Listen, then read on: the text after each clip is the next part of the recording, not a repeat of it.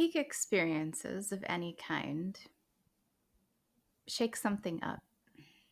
And I do believe that to truly transform, to truly evolve, to change in a good way, right, in the ways that we want, we have to get shaken up.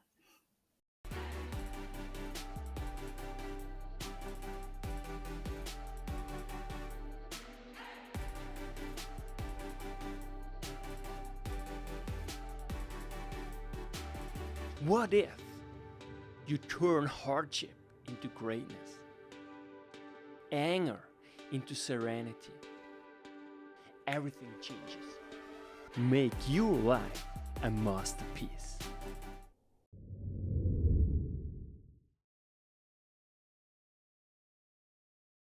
Have you ever wondered what a full-bodied leadership is?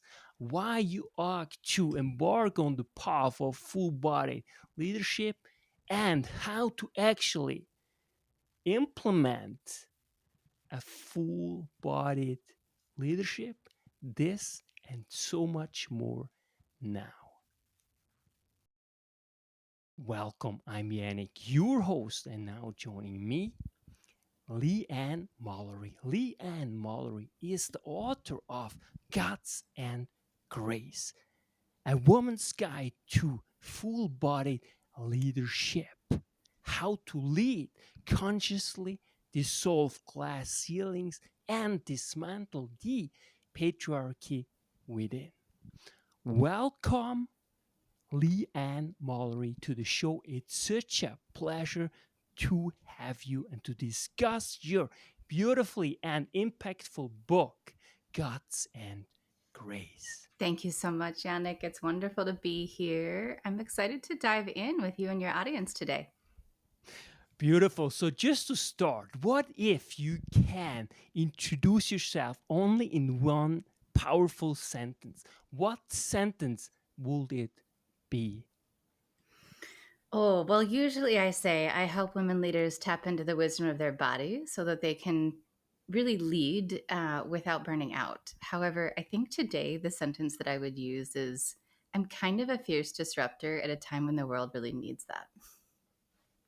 Absolutely. And I think really disruption is really what helps us grow, right? And this book is really about grow. It's a powerful manual, really, recipe to really change and transform your life and really to enable people to get their tools to really start unleashing their full potential. And therefore, I'm so thrilled really to have you. But first, let's go a little bit back to your childhood.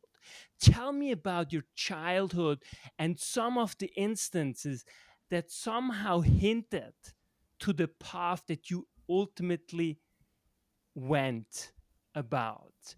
You started very early already with coaching, leadership, especially really people in the business world. So, really give us some taste how your childhood was and the hints that really alluded to your career. Yeah, thank you for asking. It's funny, for a long time, I've had this thought that I had the most uninteresting childhood, but I think it set me up for a really interesting adulthood. So, briefly, I grew up in the US. I grew up in a small, kind of like a steel mill town in Western Pennsylvania, like a very working class, blue collar kind of town.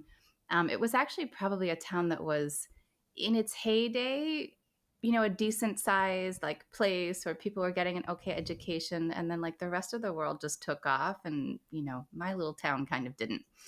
So I grew up without a lot of access to fancy interesting careers. Pretty much you were like a teacher, like we had a couple of doctors and lawyers, or you worked in the steel mill. And so I really didn't have exposure to big business. I didn't have exposure to the kind of work I do today at all. But my mom actually ran a business, a small business in the town, which was a baton twirling organization. So if you don't know what that is, if you think about like, if you're not in the US and you haven't seen like movies where you see kind of like a marching band and like a woman with a stick who's like throwing it up in the air, that's actually what I grew up doing. It was my athletic practice all from the time I was probably 2 years old until I was about 25. But it'd be kind of like your mom having a dance school, and it was like the only thing to do in town. So all of the little girls and some of the little boys in town were also participating in this. So what I did get to do from really young was to begin to teach, to work with students. When I was probably 13 or 14, I had students who were 5 and 6 that I was teaching movement practice. Did a lot of work in my own body, a lot of kind of body discipline, and then also mindset discipline as part of that, in addition to whatever I was doing in school. And what I found was that I both had a lot of capacity physically, and then I was also, kind of a smart kid. And I got in a lot of trouble. Like I got bullied a lot for the skills and gifts and talents that I had, which in one way probably set me back, and in the other way I think it set me off well, because I didn't really blend to the town that I was living in. I basically was like, okay, if I'm going to like not give up these parts of myself, I'm going to have to kind of be a little self-contained, a little on my own, do things my way. I left that town really as soon as I could, right? I graduated from college and went off to school, and was lucky enough to end up at the University of Michigan, where there was a lot of, well, first of all, there were a lot of diverse people and a lot of access to many different things that I hadn't been exposed to when I was younger. But also, there was a lot of great work at that time going on in terms of personal transformation, in terms of, diversity and inclusion, in terms of various things, even in like the business context or in the school context, that brought me into relationship with a curiosity about personal development and also leadership and leadership development. And sort of long story short, it actually set me on a trajectory where after I graduated, I just knew in my heart that I wanted to do something transformational that had to do with leadership and probably also diversity as well. So I started looking for a job, and there was just nothing available. Like there were lots of little firms that were doing, the constellation of things that I felt like could be for me, given I'd had experiences doing that in school. But I would call these firms and they would basically say, well, it looks like we're a big firm and we have a lot of business, but it's kind of just me and we don't have a lot of clients at this point. So I was pretty early in the wave of doing this kind of work in business. I got lucky. Somebody sent me a referral for a company that was actually a bigger organization doing this work. And so when I was 25, I took a job as, not at that time a coach or a trainer, but I took a job doing 360 feedback interviews, meaning I was the person who would call your boss and your peers and the people who reported to you and all the people around you in the workplace and say, well, how are they doing? How do they need to grow? What are their strengths? These kinds of things. I did that for about a year, and I really got good at unpacking and understanding the psyche of people who were leading. And I got to talk to really interesting, in many cases, very senior level people. So even though I didn't have a background in business at that time, about a year into that job, which I did for 10 years, they invited me to become an executive coach. Kind of start out to try it out, to work with some people maybe who are less high risk, and then people who are very high risk. And so by the time I was about 26 and a half, I was coaching senior leaders and executives in big companies across the country. That was kind of a boon, but it gave me an opportunity to get my feet wet. And sometimes I joke that because it was almost 20 years ago, we weren't doing video conferences. So you were hearing me on the phone. I was unpacking your soul and helping you figure out how you needed to lead better. And then maybe a few months later, we'd meet at a live event and people would be like, how old are you? Like, how have you been doing this with me? But at that point, we'd already established trust. So um, early life and then early career, this kind of set me up to be able to do the work that I do today.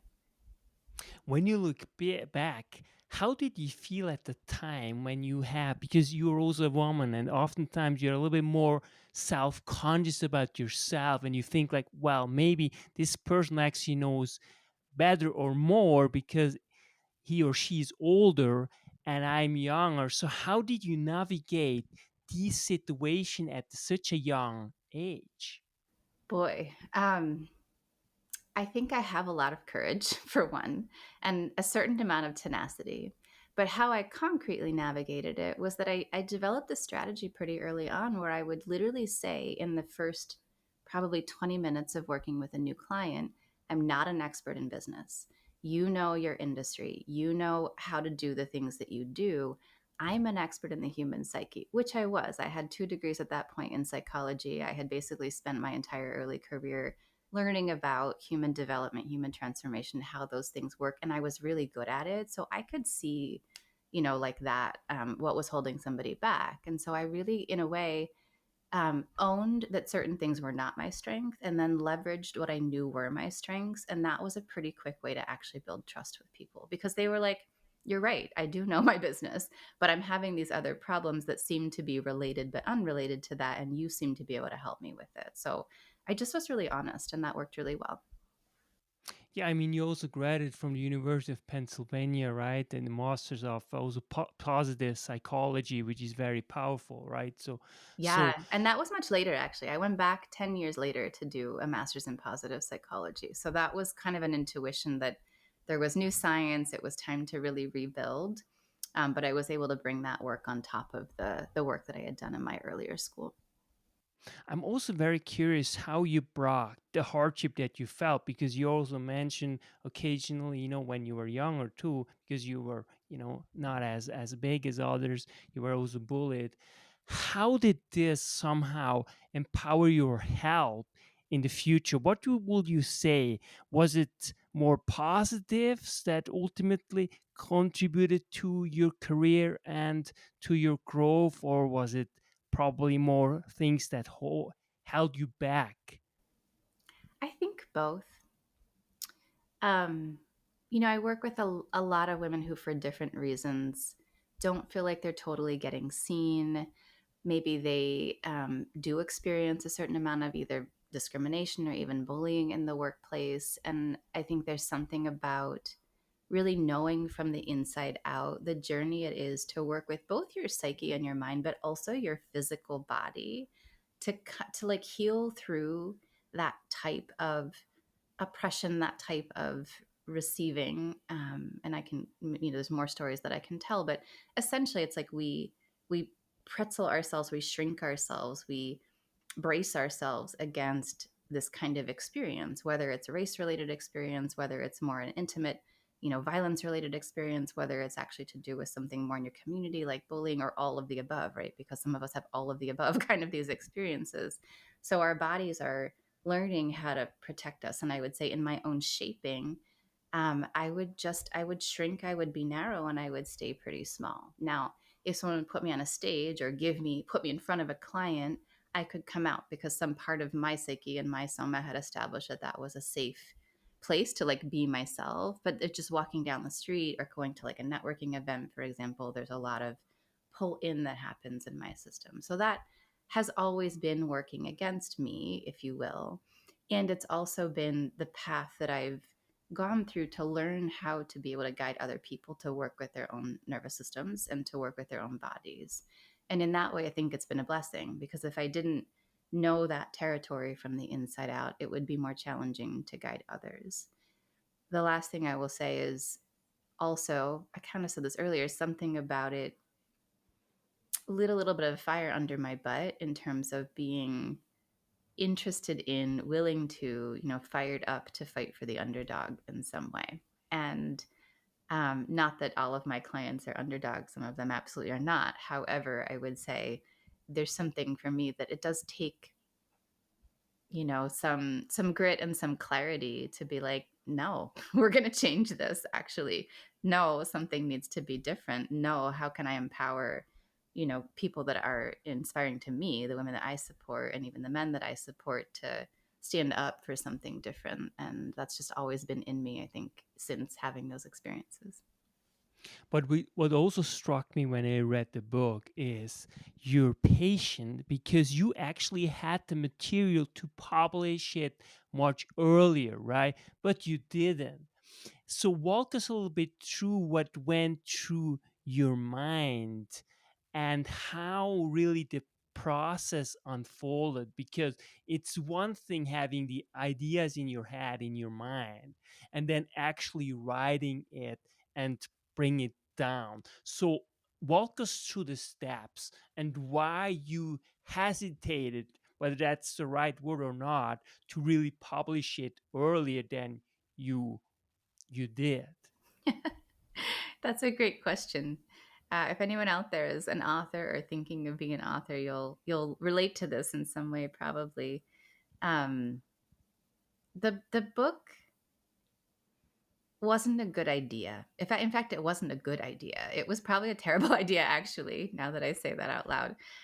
The book was more like my body was like, you have to do this. And the first do this was actually just writing small sections that were insights about how to practice, as I said earlier, and work with your own body mind system. And it was really my body that was teaching me about that. So many of the things that you'll find in the book, whether they're written this way or not, first were my own stories and my own practice. Sometimes I'll then tell it as a client story because I'm passing that on and I'm doing that work with a client. But ultimately, a lot of it was like, oh, I found from the inside out that this is true. Then I went back and got the science to back it up and so on and so forth. And that was some of the pacing for me was first coming into a relationship with the material, practicing the material, discovering with clients that the material works and creates something, going and looking in, the data and the science and being like, oh yeah, data sort of supports this too. And I say that because there's actually, I would say, a lot of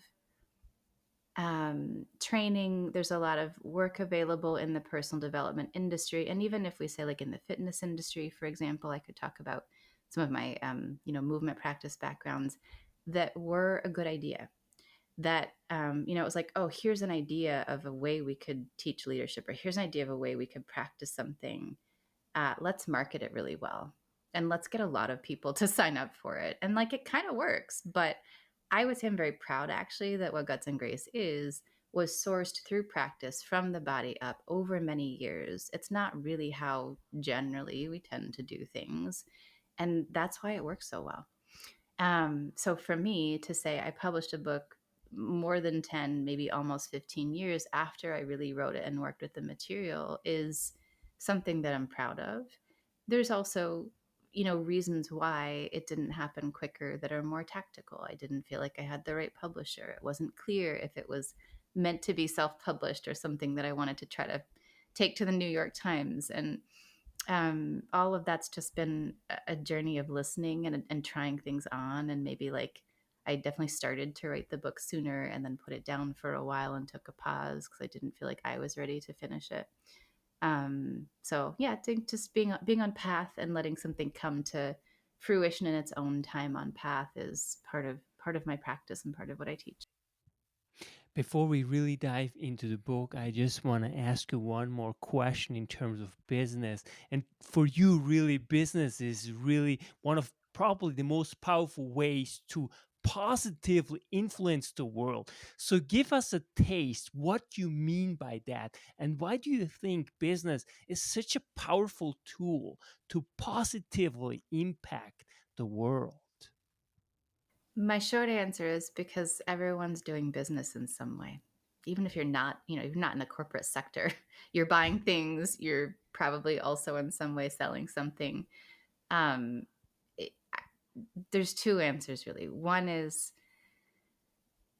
again, in contrast to some of what I think happens in the personal development industry, and let me say, especially for women, right? That it's almost like were like, I need to heal, I need to transform myself. So I go outside of the business context. Maybe I go to like yoga or a healing practitioner or a feminine, you know, mystery school or something. And then it's like, and then I go back to work and none of that applies and I don't know how to apply it.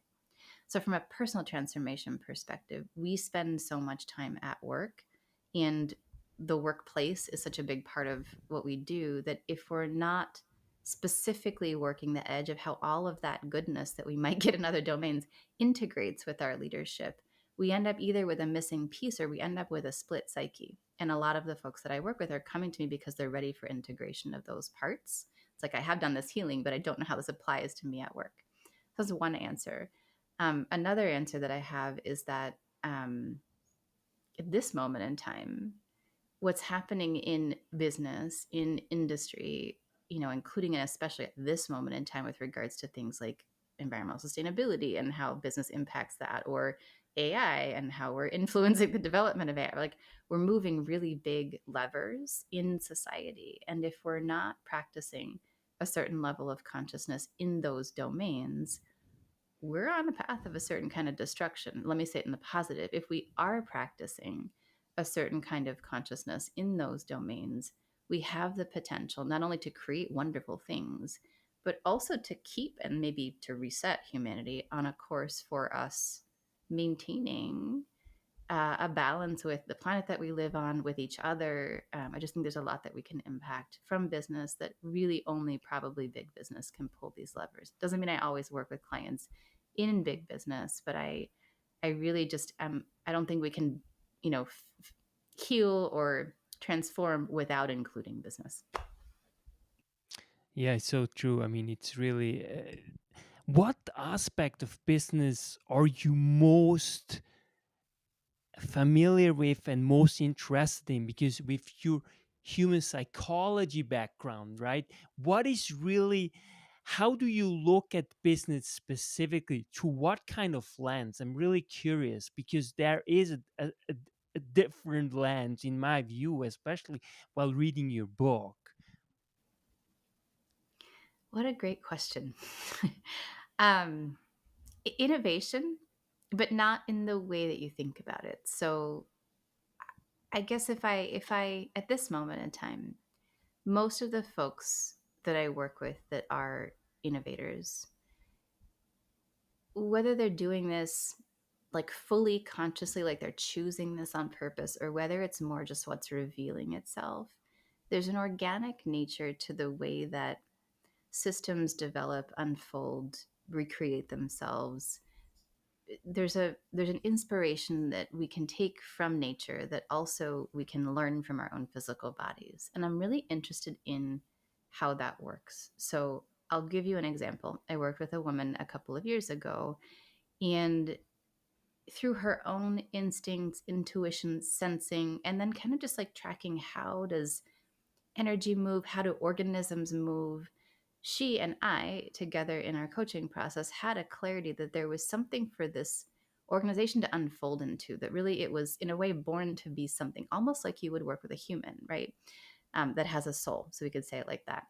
And so we're tracking this with the organization, and then what the other thing that was happening was that there was another person in the system, who had a certain amount of power, and they weren't open to that evolution. And so it was like the image that we had was that it was almost like it was a flower trying to bloom, or like a rose that was trying to come like very naturally, right? It was going to go through this process. And she was like, great, let's support that process. It'll be good for business. We'll make more money. People, all the things will happen. And it was almost like you would put, a steel ring or some kind of a cinch around a natural organism that then therefore couldn't actually grow. And so that process, as we were witnessing, was a stifling of an organic unfolding.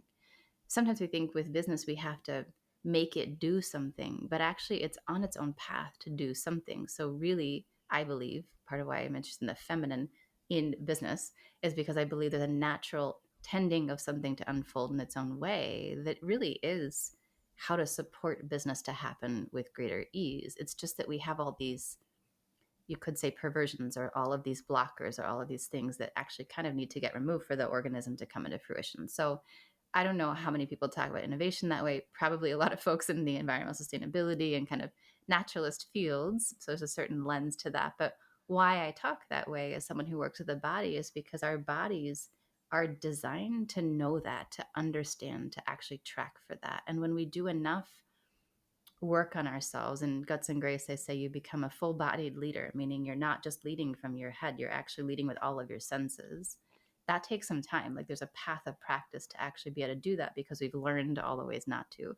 But if you let yourself come into that kind of relationship, then you have the capacity to be in participation and co-creation with an organization, as if you were gardening, as if you were working with an organism, which it is. An organization is an organism. To be able to create, to be able to tend business in a certain kind of way. Sometimes that means it's an organism that's going to die. And I think that's really interesting right now, because not all organisms will live forever. So that's part of the path of this type of innovation, organic, sort of natural innovation. But this is what I'm fascinated by in business right now. And one of my most one of my greatest joys is when I'm working with a client who has enough power in an organization where she can participate with the organization in tending that and opening up those doors or removing those blocks for the thing to really come into its full aliveness. And it's so beautiful to work that way. To contextualize it, give us some taste of why specifically woman. Of course, you mentioned it, you touched on it, why you choose specifically addressing women. Mhm. But what is specifically that woman face or that blocks them in terms of business? Just give us some context so we can somehow frame the discussion specifically in terms of the woman. What is it that holds them back, or what they most struggle? Because it's very different, obviously. A man, right? There are so different ways. Certain things I just don't really care, right? The way, for example, I look, and I see that in a lot of female friends I have. They really care about the way they look, right? And that's just one thing, right? That's a different reality, for example. And that's not somehow to say anything. It's just that's a fact. It's very interesting because it's a different way of really seeing life, right? There are different priorities that we have. And I think that's what's so beautiful, because that's what really helps us to complement each other perfectly, in my view. I'm just curious. Thank you for asking. So, in my book, Guts and Grace, I do choose to speak directly to women, right? The language that I use in the book is focused on women. And as you already mentioned earlier when we were meeting, that anyone can do the practices, that men can benefit from what I teach in Guts and Grace 100%.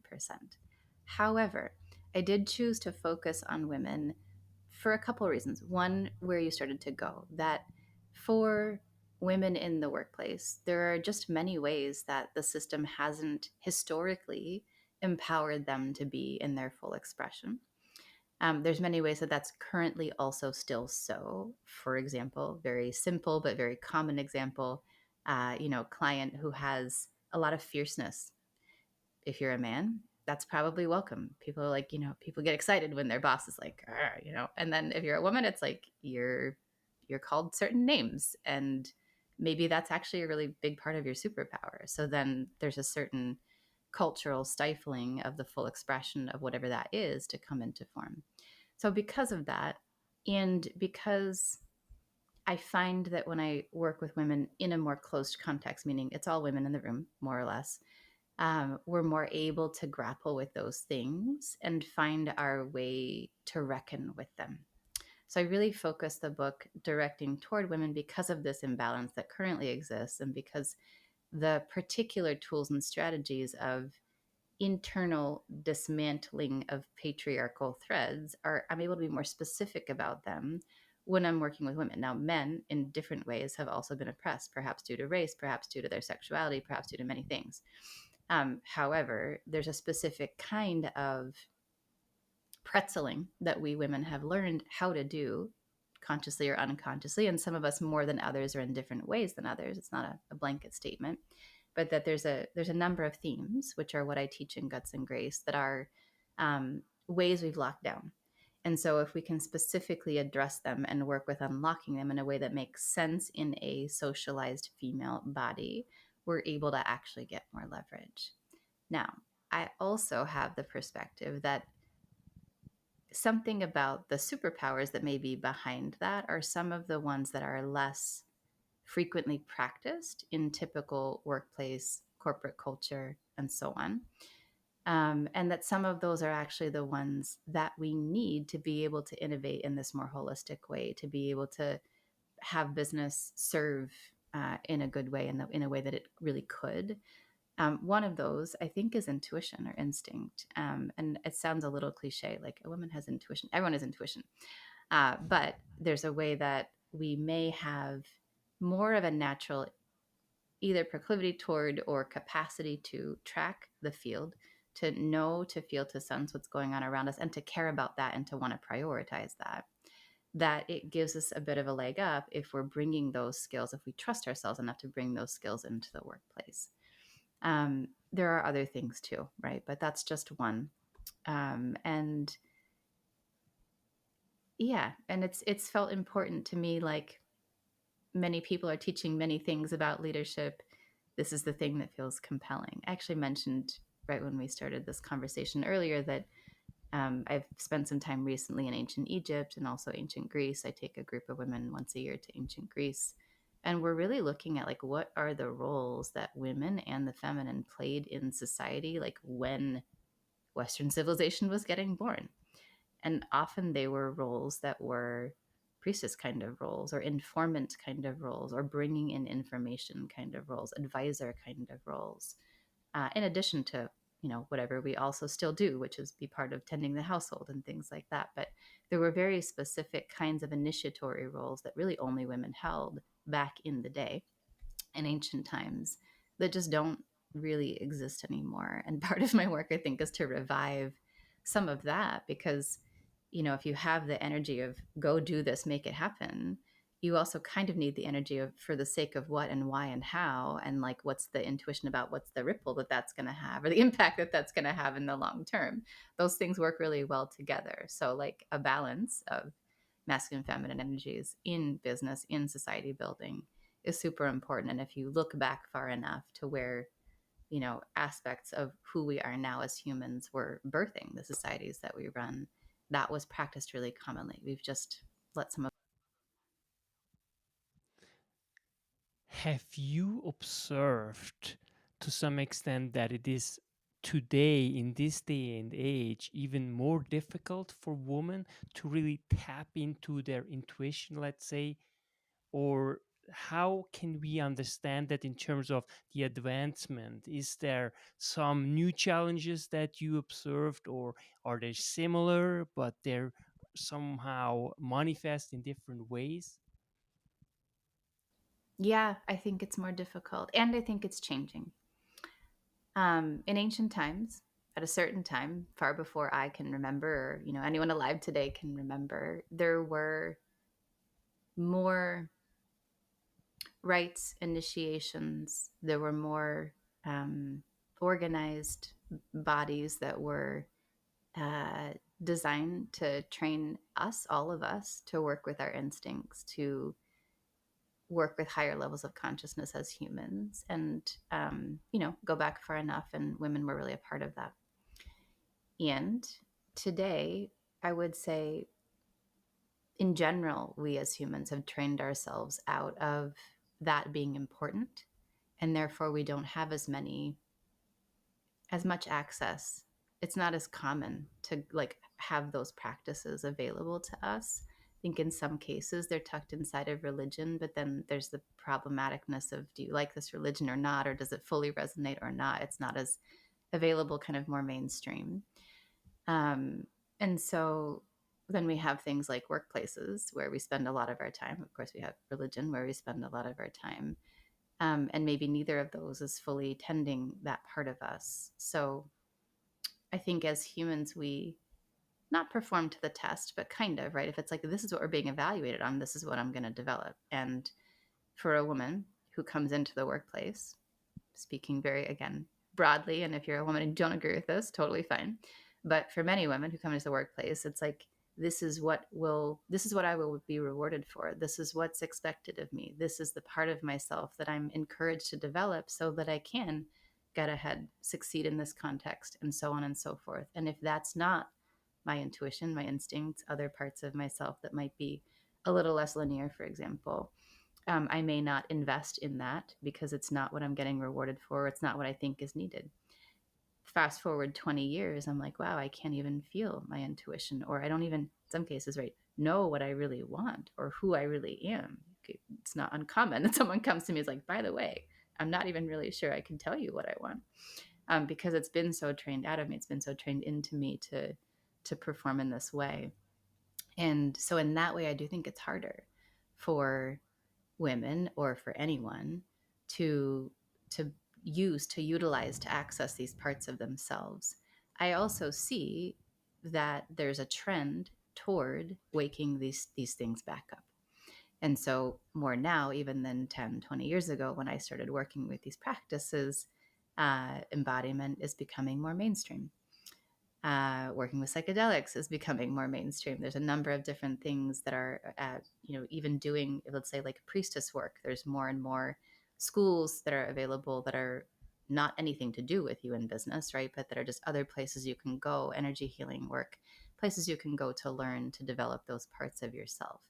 To come back to where we started, I think part of the problem is that we don't always know how to integrate that into who we are now. And that's the kind of bridge that I've built Guts and Grace to be. Because I think if we're just splitting ourselves in half, either half of humanity is operating outside of the business context, the other half is running the show and running us into the ground, or half of me is operating over here, and the other half is going to work running that show and maybe running me into the ground. So integration, I think, is really key at this time. What is that made you really realize that we gotta have embodied leadership, especially for women? What was it that your epiphany?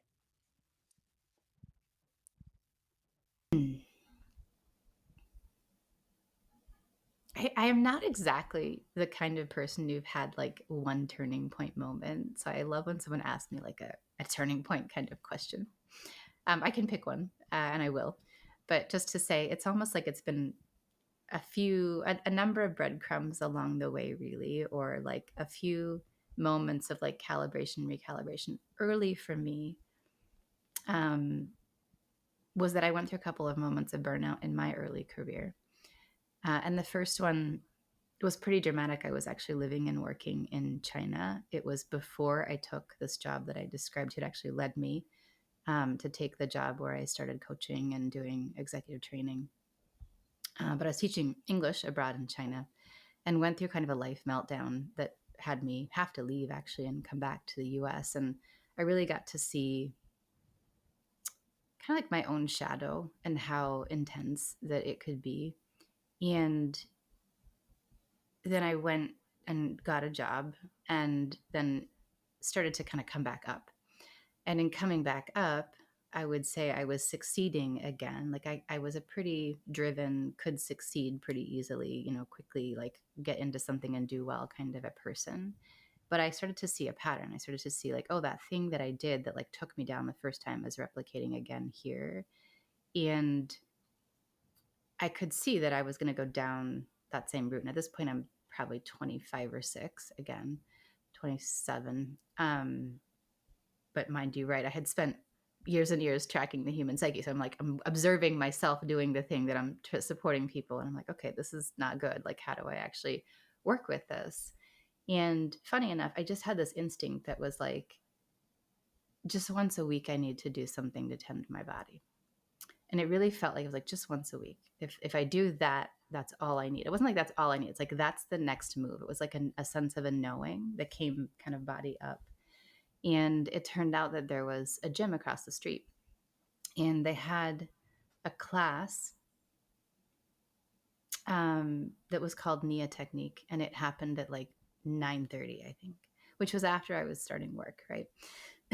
So at that point, I'm like, okay, I don't know how this works because I'm supposed to be at work, but I have to go to that, and I have to do that on Wednesdays, and I have to do it once a week. And so, here's me kind of a year and a half into my job, going to my big boss and being like, so do you think I could like come in an hour early so I can leave and go to this class and then come back?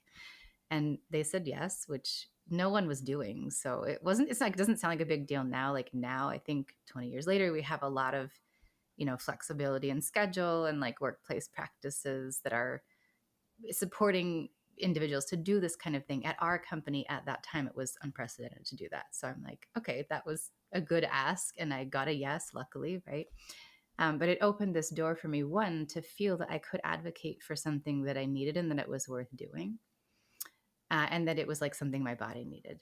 So then I started to exercise that a bit more. And then, two, it actually introduced me to the body of work Nia technique, which is a very beautiful, also very historically long-standing movement practice that works with the body, mind, and spirit. So you would go do a practice in a gym. It'd be kind of like a fusion fitness dance class. It was actually the first fusion fitness technique that was ever created. So it started an entire movement in the early 80s.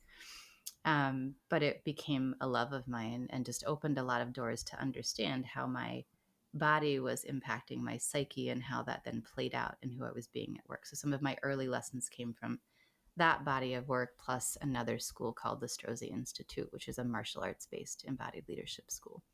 And when I started to meet these practices, I was like, oh, right, okay. The body, like, not only does the body play a role, but it was very clear to me how I could work with it in my own body and then pass that on to clients, which really was how the whole Guts and Grace was born. And you also mention in the book, and really it's a good illustration what you're just saying, that really the tiny steps really make the transformation. Please elaborate on why the tiny steps are so pivotal to true transformation. Because it takes the body a little while to catch up with your good idea of your transformation. Meaning, it's such an important question right now because also with psychedelics becoming really popular, like big peak experiences, whatever, you go to a yoga retreat, you have an epiphany, you sit with ayahuasca, you have an epiphany, whatever the things are that we're doing now. And then it's like, then you have to go home and wash your dishes, and like, really, it might be that washing the dishes is actually the entire step to transformation. That's the next thing on your path. So I'm being a little cheeky, but essentially practice through the body is how something becomes sustainable, how it gets integrated, how it becomes not just an experience you had or a good idea, but who you are. And I'm not saying that it's impossible that one can have a peak experience and everything be different. It can, especially if that peak experience changes your day to day, moment to moment behavior. So sometimes that happens naturally. I mean, in good and bad ways, right? I'm in a car accident. I almost die. I wake up tomorrow and I'm like, I'm going to be different. And then I am, and I start acting different. And over time, I become a different human. So this happens to us humans, right? I don't have this kind of turning point story. I mentioned that already. One of my teachers, actually, her theme essentially was don't wait for a crisis to change your life. Well, how do you not wait for a crisis to change your life and have that experience? You start taking baby steps now in a direction that is the direction you desire to go. But even if you've had a positive peak experience, let's say you did go and have a psychedelic experience, you kind of hear people say, but integration. What is integration? Integration is I go back to life. I make sense of that in some way. I translate that into new behavior. I walk the path of that new behavior for long enough that it becomes natural. People say it takes 21 days. People say it takes 30 days. It takes 90 days. It just depends on what you're working with. But we do have to give our bodies time and practice to catch up. And one of the reasons is that everything that we do by default, by habit, was designed to protect us in some way, to promote us in some way, to get us something. It's got benefits to what it's been doing. And so we have to actually train ourselves to trust that the new habit, the new thing, will work. It won't blow us up. It won't take us down the wrong path, right? If I'm going slow, I have a client, one of my early stories I like to tell is that I had a client who was super hard charging, was trying to get from like, senior vice president to like executive level in her organization, which is in the financial sector. And we established that what she needed to do next was walk more slowly from her car to her office every day, once a day. That was her practice. She's like, I can't do that. That's not me. It's like everything that I've been built to do is go fast, get shit done, all the things. And 3 days into doing that practice, she was like, something's changing. And it's not that people notice that I'm walking slower. Nobody's noticing that at all. I'm feeling uncomfortable, but people are like, I think you're more accessible this week. It's nice to see. Like, there's like this something changing that through practice began to change over time. So practice is everything. And it's what we don't want to do. It's like, it's great to have an awakening, but who wants to go home and wash the dishes? But if we don't, then we don't really get to keep the ground we've gained. And on the E- positive side, if we do, we get to keep the ground we've gained and we build. Everyone who is listening now, go on Conscious Capitalism Press and order a copy of Guts and Grace by LeeAnn Mallorie. It's an outstanding book, and what I really love is there are 12 steps that truly can transform and unleash your untapped potential. And you know what I also love is like it feels like every new chapter feels like a new book because you're such a outstanding and thorough writer. I have to say, and I can't wait to when I'm back in Quebec, in northern Quebec, to get up in the morning and read every day one chapter, or at least every month, and really go through it, take a lot of notes, because that's where really transformation comes in. So it's outstanding. So let's go back to psychedelics. That's also very interesting. And in terms Before of we do, build, Yannick, I'll just say you can also get the book on Amazon, unfortunately or of fortunately. So course, yeah, anywhere you'd of like to order it, you're welcome to get it. anywhere. We will put the link anyways below. No, that's for sure. You will get it anywhere. It's really powerful book. There are not that many self-help book or self-transformation or personal development book that are as powerful as your book, I have to say. Really, I find it really applicable, powerful book to everyone really who is listening. So let's just go quickly back, because you mentioned also in terms of course, building new habits and how important it is to start slow and to get going. Now, I just want to go back what you have said in terms of peak moments. There are positive and negative peak moments, right? And both can change your life to the positive or negative. Now, unpack why you think the positive or potentially the negative might be even more helpful for positive personal transformation, if there is at all a difference. Hmm. Interesting question. Yeah. Um,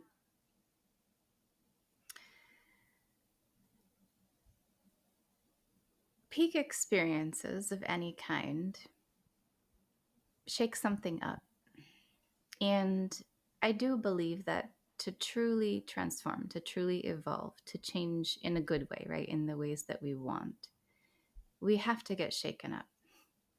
We can opt into getting shaken up to come back to where we were a minute ago, right?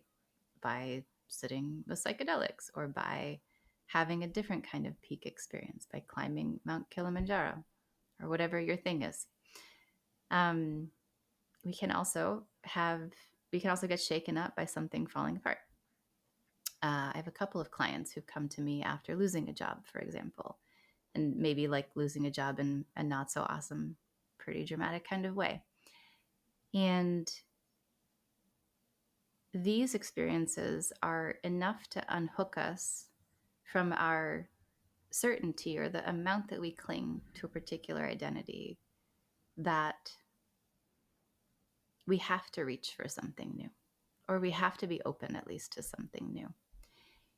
And that is helpful when we've been on a path, and let's say we're in a plateau in some way, or let's say we've been for a period of time kind of replicating the same old thing that either we know isn't working or we've kind of felt is working, but some part of it's not really working, right? So I can't say that I recommend or don't recommend a peak experience. I can say that if you've had one that hasn't been positive, there's a silver lining, which is you may be more open or more ready for the next iteration of yourself, your soul, your full self expression, like who you actually are, to come online. And some of my teachers, it's a little heavy handed, but some of my teachers would say they believe like those kinds of experiences are almost like a redirect from the universe. Like, okay, like Wake Up Call. Actually, Wake Up Call was one of the working titles of the book that eventually became Guts and Grace. Um, but there was something about this like pay attention and like be willing to let something go that's just not easy for us as humans. And so these experiences, when we have them, they put us into a more raw state where we may be more willing to let something go. On the positive side, I think you can say, similarly, there are more people, we said, right, working with psychedelics, maybe going to the jungle, having experiences, and it's like, oh, no, what I thought was so isn't so, or like there's some disillusion that happens. It's like an identity disillusion, and that's terrifying. But also, that allows for the possibility of a new identity, or maybe a more refined or more polished or more authentic version of an identity to come forward. And I think we as humans are actually built for that. I think we're born to have the capacity to almost reinvent ourselves in these ways. And I guess I'll just say, at a societal level, if you look at what's happening, right now in the United States or in different places where there's war, it's tragic. And also, we will have to keep reinventing ourselves from that. And there may be a silver lining in that, actually. Like maybe there's part of that we get to grow out of. So we recently did a summit in Costa Rica, and many of the folks who came, actually, because we offered a scholarship, were women who'd been working in careers in foreign aid and DEI and some of the things that have gotten cut recently in the US, which are, you know, things that I care a lot about. And so we decided to open up our event to people who had gone through job loss and things in that domain. And yeah, it's really just, it's beautiful to see the amount of like grief of the loss, and then also underneath that the reinvention that's starting to happen. And when hope starts to come back online, it's like, well, now what do I do? Now who am I? Now what am I becoming? And then that kicks off a path of travel, a path of curiosity. I know you mentioned you're going to walk the Camino, and these kinds of things can also be what kick us off into a path, a new path for ourselves, literally. So this is what I think about it. Just as an aside, have you read, because it sounds a lot of Carl Jung, what you're talking about, also in terms of transformation. How much present was he during your studies? You did a lot of studies, also at the University of Pennsylvania. Yeah, almost not at all. I've almost on purpose avoided his work, not for any reason that I'm like against his work at all. Um, I've mostly really worked body up, but I think that it's fascinating and not surprising, right? That in a way, we're all in our own ways tapping into some kind of collective experience, collective consciousness. And so I didn't get there through reading someone else's books. I got there through my own practice. And I think many of my teachers are the same. But that's the good news, is that anyone can also get there in a way through their own direct experience and their own practice. And that's kind of what I'm a stand for, right? Even Guts and Grace, I'm like, try this or don't. Try the thing that calls to you, that like this inspires you to try. And so I think the more we can find our own way from our own bodies up, from our own hearts up, we're gonna find similar things because we're all human. I think what's also very important, and you mentioned psychedelics, and I also have friends actually who tried it out and it went badly, so there's always two sides, right? And also, as Carl Jung also argues, there isn't any positive, there is also a negative, and vice versa. That's just life, right? It's all about how you ultimately go about it. So just tell me a little bit, if you don't mind, have you ever had an experience in terms of psychedelics, something like that? And what are some of the pointers that you would say, okay, well, if you're really curious, if you want to really do it, absolutely go ahead, or this one, okay, if you're at this or that stage, you you better be careful. So, what are some of the indicators that help people to decipher in which direction they ought to go? I'm taking a breath because I'm aware that however I answer this question has weight, right? That people are curious right now, that there's um, people are in process of trying things right now. I'll say a few things. Um, One perspective is that there's no such thing as a bad trip. And if I say that, what I mean by that is, if you have a terrible psychedelic experience, it probably still shakes something up, opens a door for you, and what you do next matters a lot. So if you're listening and this is you, um, who are the next people you get support from? What are the next conversations that you have? What does it lead you to never want to do again, or to do again in a different way? What did you get to see that was terrifying to face, but that might also be important? And so I'm speaking from experience. I have spent a decent amount of time with psychedelics, and actually, at this moment, I have a regular practice that I've come to through some quote unquote bad experiences. Um, One of them, was something where I was like, wow, I don't know if I ever want to do that again. That was terrifying. That was hard. And in time with digestion, it has shown me parts of myself that were actually superpowers that I didn't know how to use. And so, but that took a few years to get to that. So I will say, like, it's definitely important that you have someone tracking you, that you're working, if you're doing any of this type of work, in a community where you feel safe. Or if you didn't, then find a safe community that you feel like you can get support from to integrate. That could be anything from your therapist to, a local organization that does this type of work, to anything in between. It doesn't, your acupuncturist, it doesn't have to be anyone related to psychedelics at all. But it's like, you know, mostly I would say only do something if you really feel called. Never do something under peer pressure or because of a should or anything like that. And then kind of know who you're. There's this expression like spelunking, like, there's like you go into the cave and then you have somebody up top holding the rope for you, or like who's tracking you when you go in. So have those people that are tracking you can be a really good practice. Um, what's interesting in my world right now is that I've been in a practice with a community that recently received legal status in the United States. And it's a very big deal, actually, right now. There's been a big case that we have won.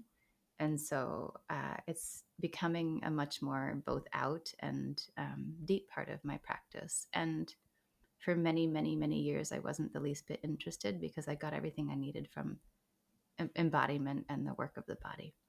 It's just about pace. It's like we can find our way to all of these places through meditation, through our sexuality, through embodiment practice, through energy work, through psychedelics.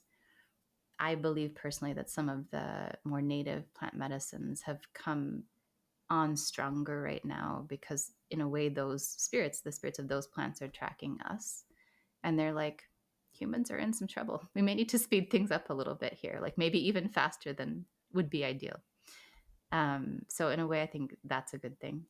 And then, of course, we have to, like, our consciousnesses are going to get shaken up by that, and we have to, like, respond and calibrate. But the folks that I receive and learn from come from indigenous lines, are not all themselves from indigenous lines, but we're like, yeah, you know, this will be useful for humanity to raise our consciousness right now. So if we can make it more accessible and help it happen at the pace it needs to happen to keep humanity on track, we'll do that. What do you think are some of the tools that you have to acquire in order to decipher, to know when enough is enough? So we go a little bit into the tools of the book, right? And I think that's some of the difficulties, that it takes a lot of work and you actually show how to do so.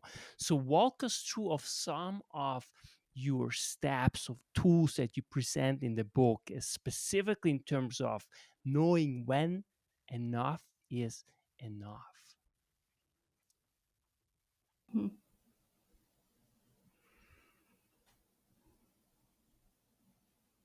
I don't have a quick answer to that right now. um, all I can say at this moment, and there are probably some specific tools in a specific context that are in the book, but all I can say at this moment is because of the domain that we're in, that what you like, as much as you can integrate, right? Um, if you're receiving something, consuming something, having experiences that are more than you can handle, more than you can translate back into your life in some way, then it's probably too much. Time to slow down. And really, the same is true in everything, right? If we're talking about how much work that I do, if I'm doing more work than I can actually keep up with. I had a moment not too long ago, actually, because I'm still a student and still in learning with one of the women who works in my business. And I was like, wow, suddenly she's dropping a lot of balls. And I was like, I'm going too fast. And that felt really, really real. Like, oh, okay. I can see that things are falling apart a little bit here. My organization can't juggle this way. I need to repace, recalibrate myself. So that's one way to know. What's the number one tool you would recommend if you have somehow a lack of purpose or meaning in your life, right? It can be, as you have a lot encountered, people who are very successful, have really climbed the ladder, but they still feel empty. What are some of the tools that you will recommend? It's going to sound so simple, but in chapter 3 of Guts and Grace, I talk about saying yes and saying no. And the thing is, most of the tools I teach in Guts and Grace are like acupuncture needles, meaning they're very simple, but not always easy to do disruptors. And what I found is that if a woman or any leader comes to me and they feel like they're off purpose, they're lacking meaning, there's probably a not fully developed or broken relationship that they have with their own yes and no because they're off track in some way. And so literally simple things like, do you want to eat this for dinner? No. Seems like a very small door, but then it's like, do you want to be working in this company? No. Or yes, but not in this role, right? And so there's a rehabilitation of relationship with desire that is like body up listening. Okay, my gut actually is like, I want to eat a hamburger, not a salad right now, but I'm a vegan. That's a problem. Okay, but maybe there's something going on where who knows, right? It's a terrible example. People will hate me for that example, um, but uh, that can happen. And so it's a very small hinge, but it can be a very big door to open to work with your own body instincts to say yes to things that are actually true. And it takes practice. And I think the simplest things are the most difficult because simplicity takes an incredible amount of work. And even though it sounds simple, it's not actually in practice in the sense that, and I'm curious what you think about that, because right now, generally, there is so much complexity, and to simplify things is actually the very art and science of really truly living to some extent. So why do you think it is not as easy to simplify as we sometimes think? For example, if I read, for example, your book, you read it and say, wow, it's so simple. She writes with such a clarity, but that's precisely what's happening is if the very best do something, it always looks easy, right? If you look at the very best footballer, the very best soccer players, the very best hockey player, it looks so easy, but it takes an incredible amount of work to actually make things look easy. So please unpack this. Why is it that it's so hard to simplify? Because your ego wants you to do everything but the one practice that will change your life.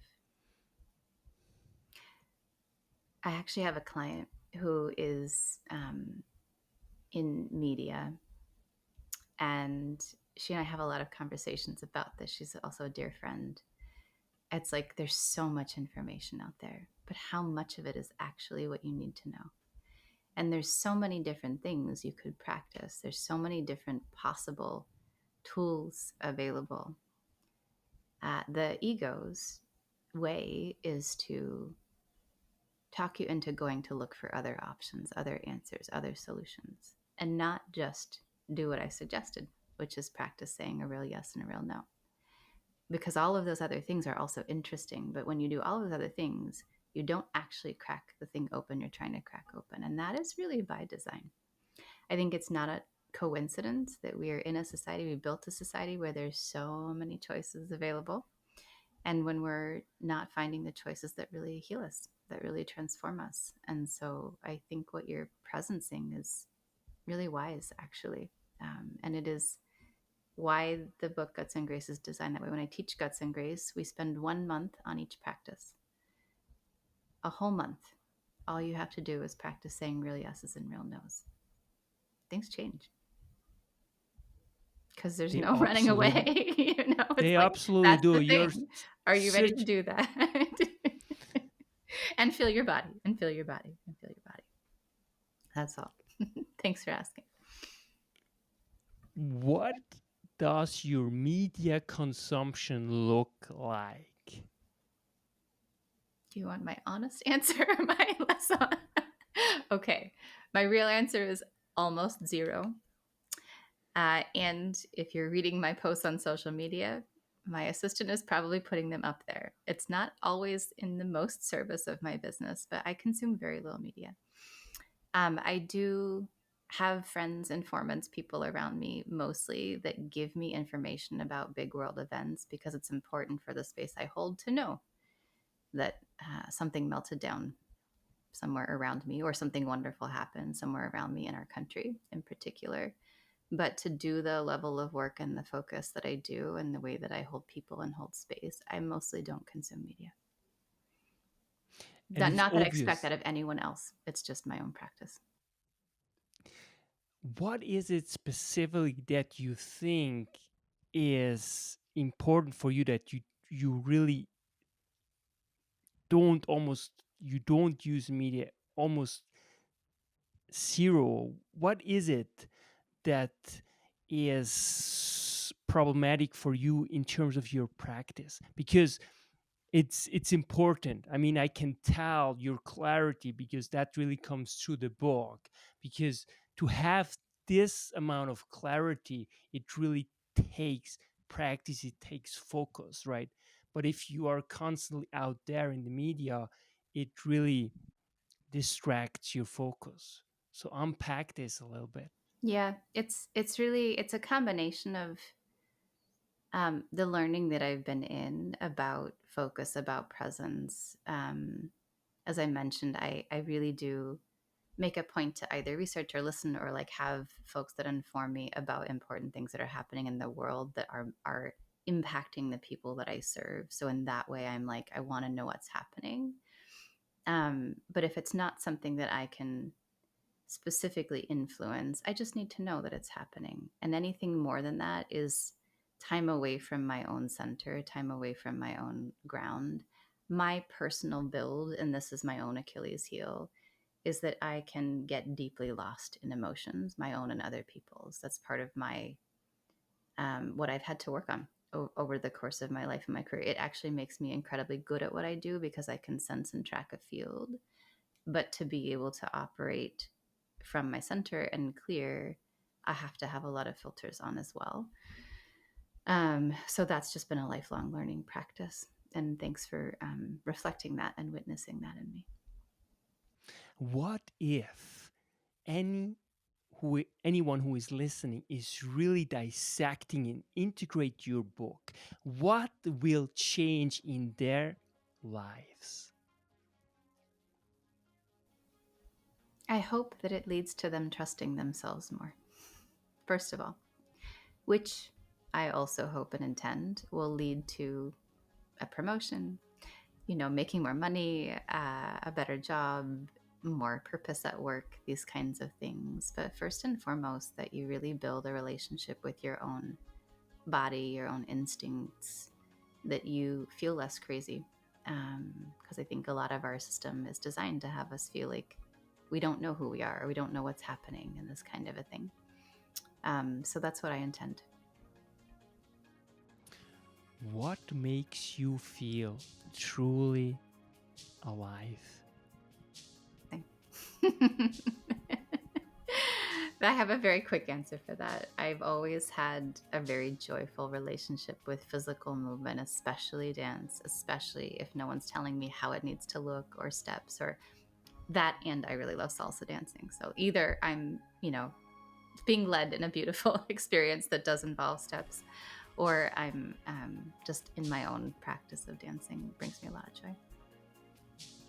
LeeAnn Mallorie, thank you so much for truly being a blessing to myself and really to the world, and for taking the time and being on the show. Thank you so much. It's been a pleasure. I really appreciate how you interview and what you see. LeeAnn Mallorie. That's why knowledge matters.